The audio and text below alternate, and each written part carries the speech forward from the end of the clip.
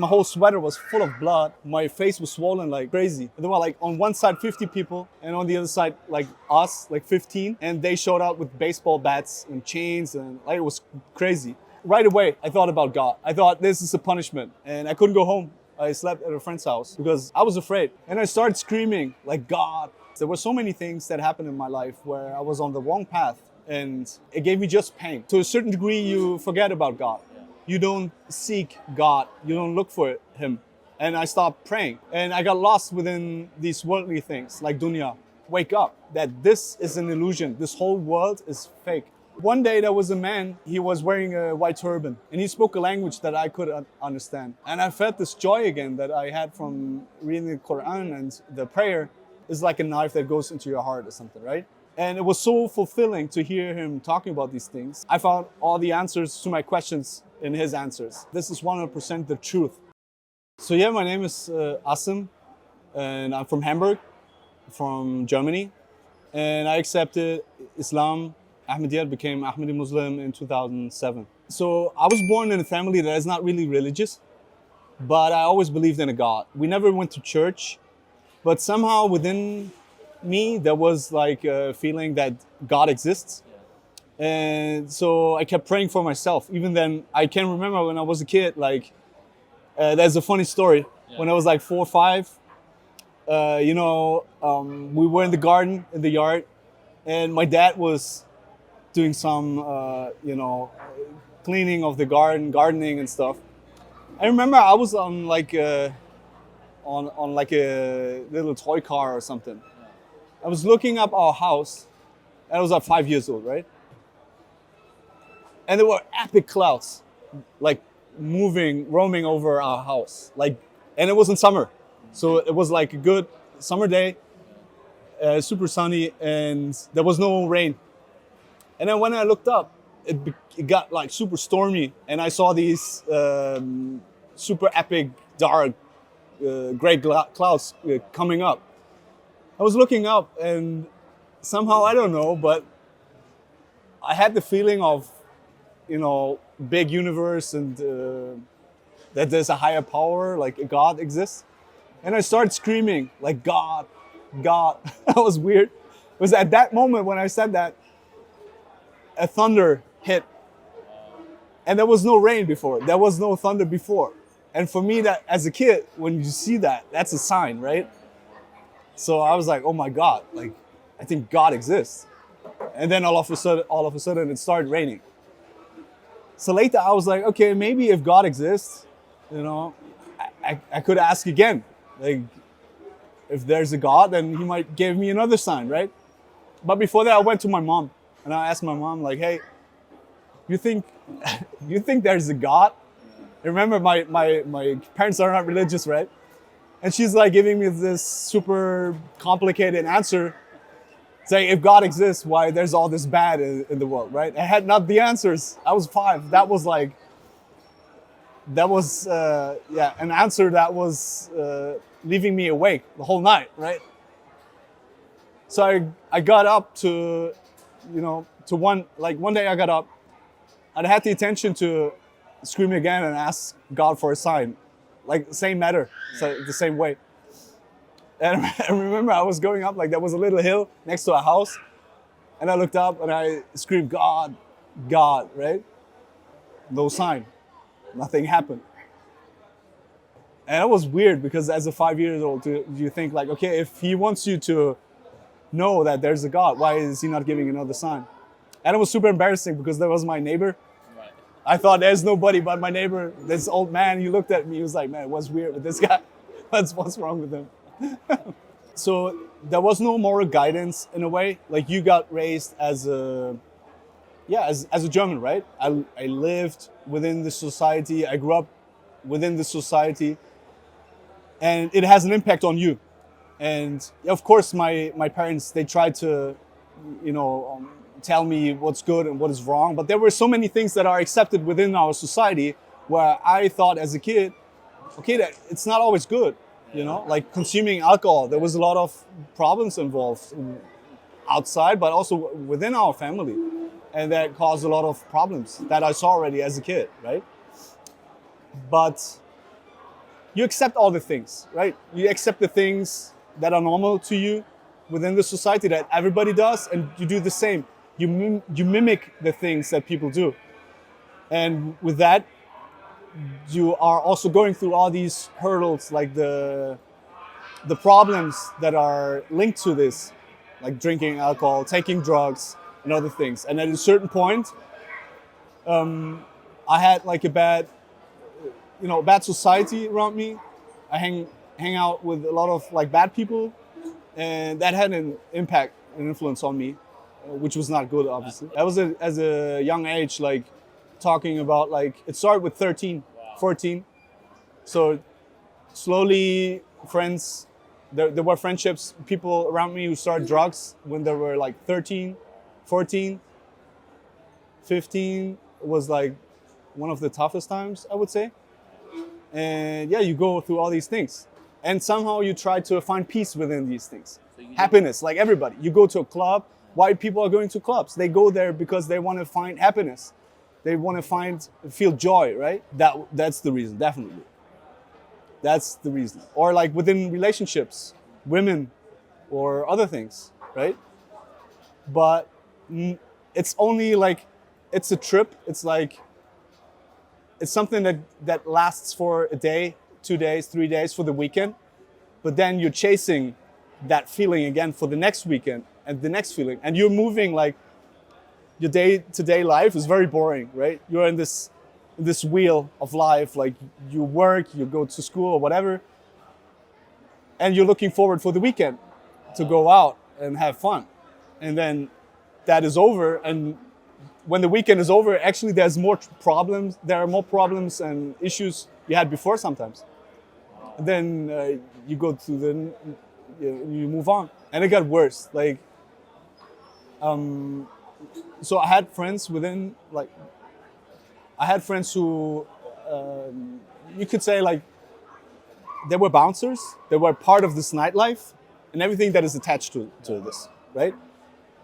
And you see a lot of bad people. Yeah, you see people who are the worst of the worst, and this has an impact on you as well. How you behave, how you talk, how you navigate through life, how you interact with other people, right? It's funny because I told you that I was always believing in a God, right? Yeah. But to a certain degree, you forget about God. Yeah. You don't seek God. You don't look for Him. And I stopped praying.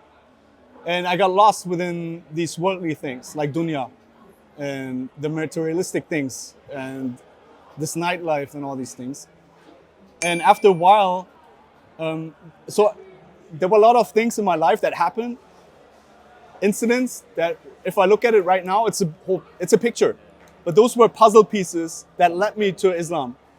And one of these things was that, I had also a phase where I was like a troublemaker, you could say. I was fighting a lot, and I thought, if you don't show up like tough, as being tough, then you become a victim. Like people think you're weak. So I started, fighting with people to protect myself. And as Allah says, He's, to a certain degree, He's the most gracious, the merciful. But He also wants you to reform. And I got into a real huge fight with people. There were on one side 50 people, and on the other side us, 15. And they showed up with baseball bats and chains, and it was crazy. There was one guy I hit years before, and we had issues. And I went there on drugs and got into a fight. And he hit me. And that moment when he hit me, I realized, oh my God, you need to fight back, right? And it started it was humiliating. Because there were 50 people around you seeing you, how you're on the ground bleeding, my whole sweater was full of blood. And every place where I went to, within my city where I grew up with, it's a small city, it's 50K people living there. You cannot escape these people. And I felt right away, I thought about God.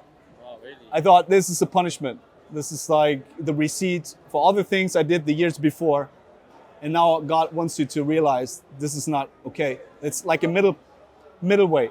you shouldn't be harsh to people. And, sometimes maybe you need to be a bit more, serious and show authority, but you don't start beating people.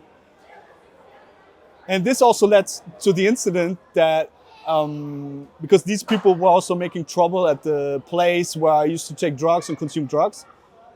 And somehow God made it this way that I couldn't go there anymore. There was no way I could meet with these people anymore because, their parents were calling my parents saying, we don't want him to, to have contact with us anymore. They're making trouble and problems. And I was there on my own then. No friends anymore. So just for the sake of drugs, we were friends, but they were not real friends. And then I focused on family, hanging out with my brothers, my family, and I realized, okay, there's more important things to it, right? And that saved me from that. And I got away from this sort of society. And there were a lot of other things. This is just one example where I realized, okay, that was not a coincidence, that where God protected me to a certain degree. And it was also this phase when you go through tribulations and issues where you seek God again, right? And you feel a lot of pain.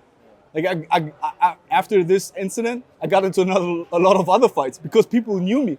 And I showed up somewhere, I got beaten up again. There was one day I got beaten up at a gas station at night.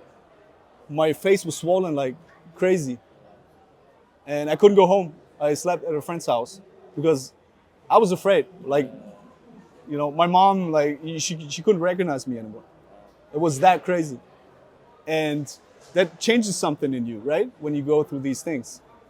Oh, funny fact, there's an incident that happened. At that night, my parents didn't check where I was going to or what kind of people I'm hanging around with. My mom felt she couldn't sleep and she had a dream. When I got to the door that next morning, when I came home, she started crying already. And she said, I knew there was something. For me, it was like God gave her a sort of sign as well that something is wrong. And that was not just intuition by her mother, I would say.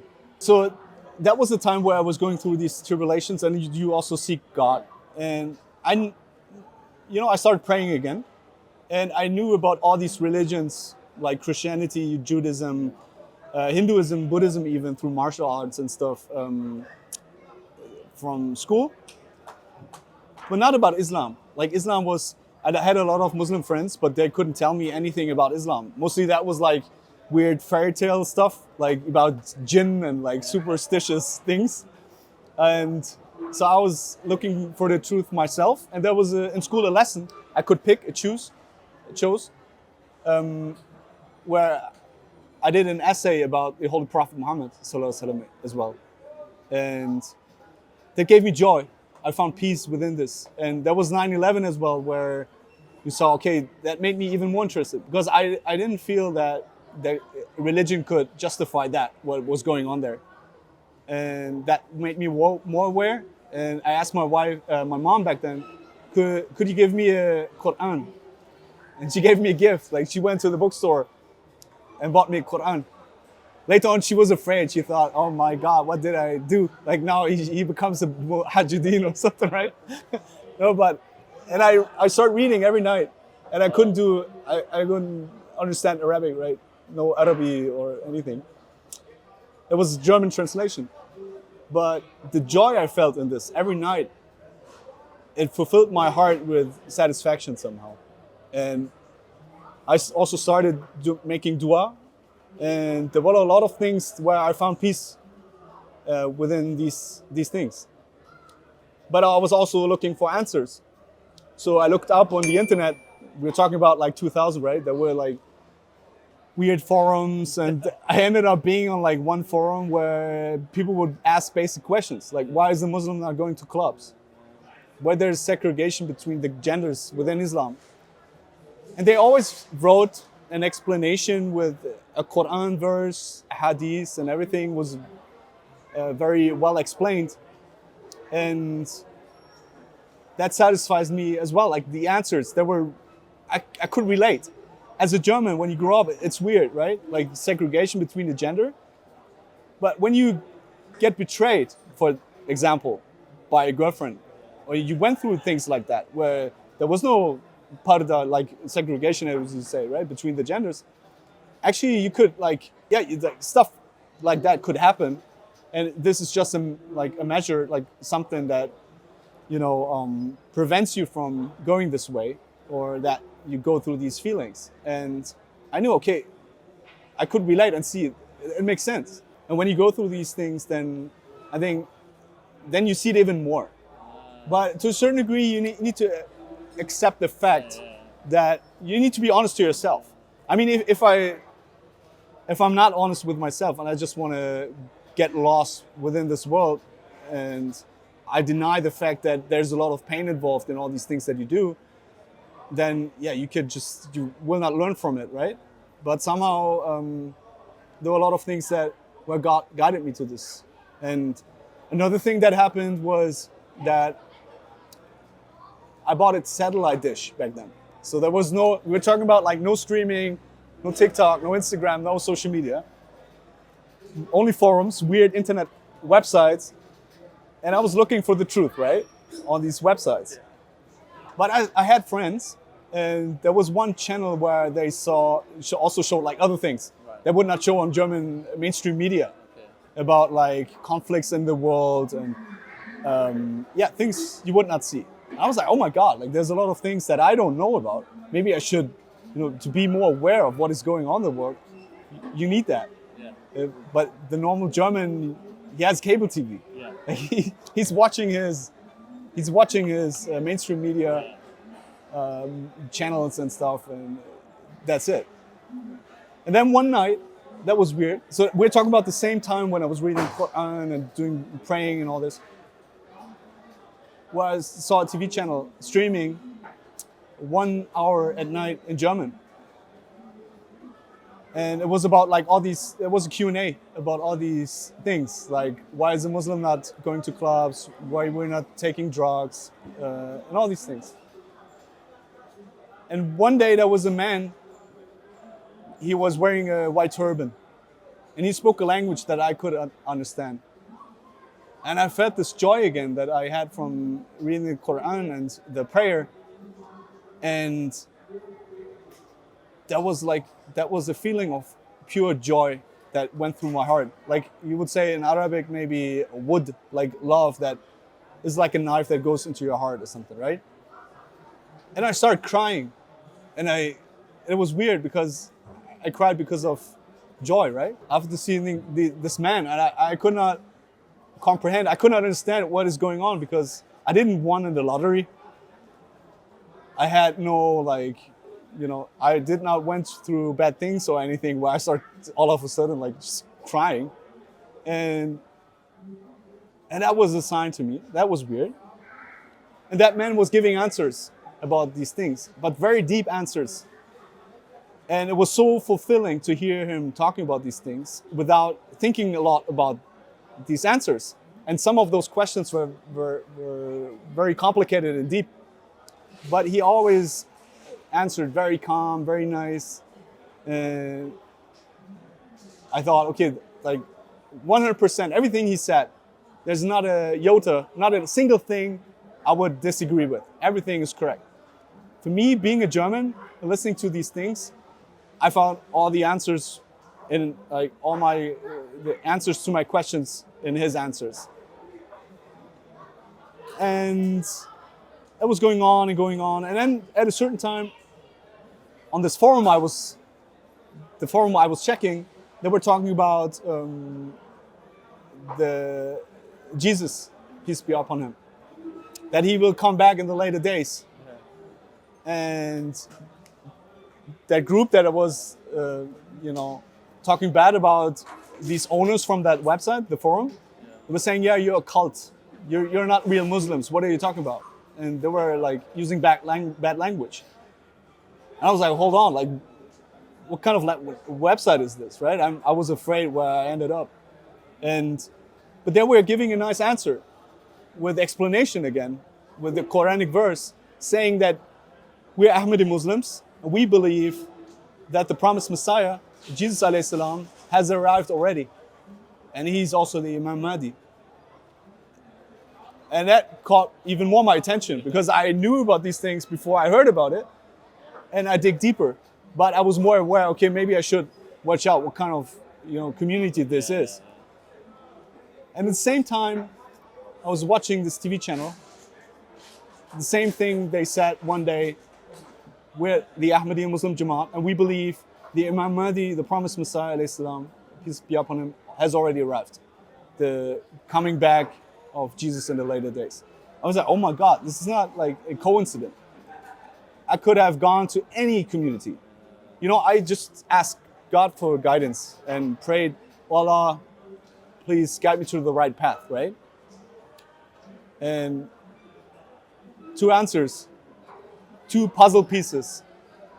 There were a lot of other puzzle pieces before. And those were, some of these things. I was also looking at other things, like other sources, of course. And the answers were never fulfilling. There were a lot of accusations where there was no explanation nor Quranic verse attached to it, no explanation in regards to hadith and things like that. It was just not really existent. And sometimes the tafsir, the explanation of some things were not really I couldn't relate to it. I did not feel this is the Islam that the Holy Prophet Muhammad ﷺ has practiced. This is not in nature with how humans or how Muslims should behave. And there was a detachment, and sometimes I was looking up things, and also I had 2 Qur'ans. So one was in German, the one that my mom gave me as a gift, and then later on I had one from the Jamat, from our community, and I could, there was a comparison, and I could look up words and things and how they use certain words, and you could say, the translation. I mean, Al-Azhar University in Egypt, they have said that the best German translation of the Quran is from our community. So of course I would also use this as a reference, and I would look up things from the other Quran, which I think it was a German historian who also wrote it. He did not know about tafsir and all these things, but it was more clear on the other side in the translation. So what I did, because I found all these answers there was satisfaction within these answers. I always felt this is 100% the truth. There's no iota against what this man is saying. And also when I read it, things about it, and the explanations from the Quran or the hadith and tafsir. And I was digging deeper, reading more, and after a while, I was also reading books. There was a time when I was going to the day of the open mosque of our community. That was in 2006. And I remember when I was going there, I met a friend, and he gave me a box full of books, and I was thirsty for knowledge. I wanted to learn and read even more. I watched documentaries, movies, read articles, newspaper, books, but these books were from our khulafa, some of them, and also from the promised Messiah, Islam, the Imam Mahdi we believe in. And one specific book was about the personality or the characteristics about the creature of God. And the last doubts I had when I read this book, they were all gone. That was talking about monotheism and polytheism, what was first, what came later, what about rebirth and these things in Hinduism and Buddhism, why it's wrong and we don't believe in this. So when I finished this book, I was totally convinced. And at that time also, we moved from one house to another house. So in the new house, there was no internet, no TV, no distraction, no radio. I was just in my room reading these books. That was like itikaf for me. And I was not Muslim at that point. And I was reading and reading. Reading this book, I finished it. I knew 100% this is the truth. Just from like the theology, right? That now I got all my proof when it comes to that knowledge. But then I read a book about the revelations and dreams, and that Allah is Al-Mujib, Al-Mutaqallim, that He still hears the prayers and answers the people who pray to Him, right? This is a book from the promised Messiah, from the Ahmadiyya Islam. So I read this and I'm like, okay, there's something to it. Because if all the attributes of God, they still exist, so that they don't stop. You know, why should He stop speaking to people? Why should I pray then when He's not answering my prayers, right? That makes no sense. Like in Christianity, they believe that, right? So I was asking God, like, okay, if there was never a friend or anybody who had influence on me. Like all these people out there saying, yeah, I'm on the wrong path and stuff. I'm not asking for your permission or like your answer. I ask God directly. I asked God directly in prayers. I did istikhara in my own way, in German. You can. Like, why should not answer God my prayer if I ask Him, right?